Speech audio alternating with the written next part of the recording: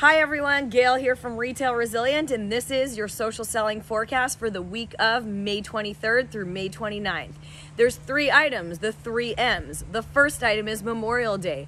What are you doing at your dealership or your business to get ready for Memorial Day? That is one of the biggest selling weekends out there. So make sure you have a plan and a strategy to hit your goals. Number 2 is making new friends. Below on the TikTok button, there used to be a discover button on TikTok. It is no longer there. It is a friends button, and it allows you to click on it to follow your friends, make new friends, and watch what's going on with your friends on their TikTok.